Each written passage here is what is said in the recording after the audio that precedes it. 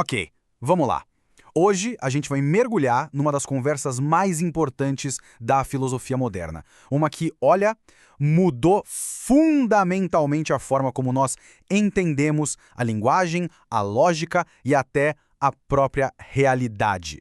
E tudo começa com uma pergunta que é bem provocadora.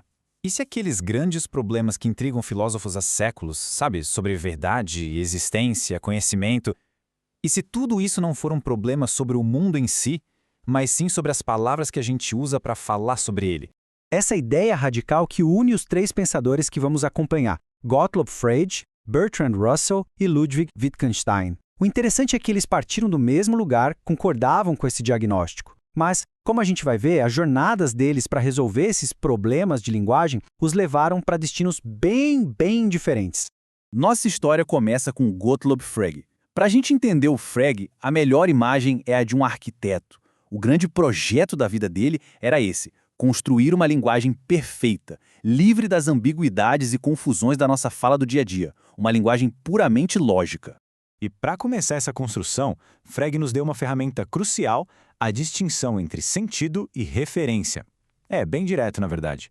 A referência é a coisa real, lá no mundo, o objeto em si. Já o sentido, o sentido é tipo o caminho, o modo como a nossa linguagem aponta para essa coisa. E esse é o exemplo clássico que deixa tudo isso claríssimo. Estrela da manhã e estrela da tarde. A referência é a mesma, certo? As duas expressões apontam para o mesmo objeto, o planeta Vênus. Só que o sentido, a forma de apresentar Vênus, é totalmente diferente. Para Frege, sacar essa distinção era o primeiro e essencial passo para arrumar a bagunça da linguagem.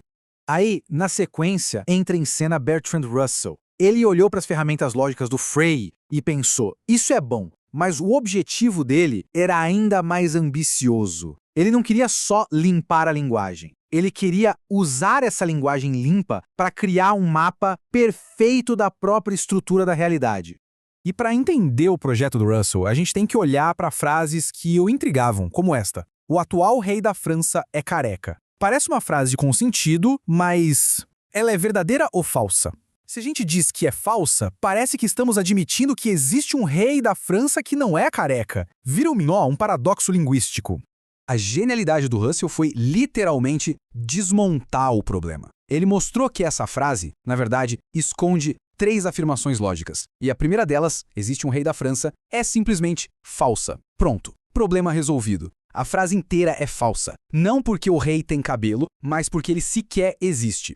Essa análise toda levou Russell à sua grande ideia, o atomismo lógico.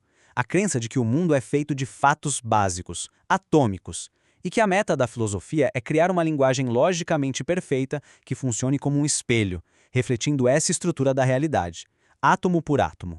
E então chegamos em Ludwig Wittgenstein, que foi aluno do Russell e uma das figuras mais enigmáticas da filosofia. O Wittgenstein pegou as ideias do Frege e do Russell, levou até as últimas consequências e depois, numa virada dramática, ele demoliu o projeto inteiro.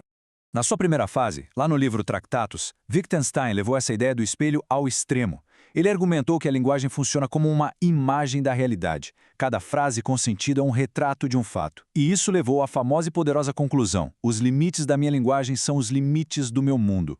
Mas aí, algo extraordinário aconteceu. Wittgenstein abandonou a filosofia por anos e, quando voltou, rejeitou quase tudo o que tinha escrito. É uma mudança de 180 graus. Ele deixou de ver a linguagem como uma única imagem perfeita e passou a vê-la como uma caixa de ferramentas, cheia de instrumentos diferentes para usos diferentes. E isso nos leva ao seu conceito mais famoso da fase tardia: os jogos de linguagem. A linguagem da ciência, a da religião, uma piada entre amigos, cada uma é um jogo diferente. A palavra verdade, por exemplo, não significa a mesma coisa no laboratório e na igreja. O significado, portanto, não é fixo, ele é determinado pelo uso dentro de um jogo específico.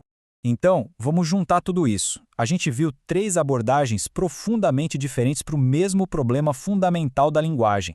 Como é que essa conversa toda evoluiu? Dá para resumir bem as diferenças. Para o Frege, o significado era lógico e objetivo. Para o Russell, era a correspondência com os fatos do mundo. E para o Wittgenstein tardio, essa busca toda por uma linguagem ideal era um erro. O significado está simplesmente na forma como a gente usa as palavras nas nossas vidas. E aqui a gente vê a jornada completa. O Frege nos deu as ferramentas da lógica. O Russell tentou construir um mapa da realidade com elas. E o Wittgenstein, no final, disse para a gente largar o mapa e olhar para como realmente usamos a linguagem no dia a dia. E esta é a conclusão revolucionária que emerge dessa jornada. Para o Wittgenstein e para a grande parte da filosofia que veio depois, o trabalho do filósofo não é mais ser um cientista descobrindo fatos escondidos. É mais como ser um terapeuta, que nos ajuda a nos libertarmos das confusões que nossa própria linguagem cria. Só que isso nos deixa com uma pergunta final e, para ser sincero, um pouco inquietante. Se não existe uma âncora para o significado além do nosso próprio uso, nenhuma lógica perfeita, nenhuma estrutura da realidade, como a comunicação sequer é possível? O que impede que nossos jogos de linguagem se tornem tão privados que a gente simplesmente pare de se entender? Essa é uma questão com a qual a gente ainda lida hoje.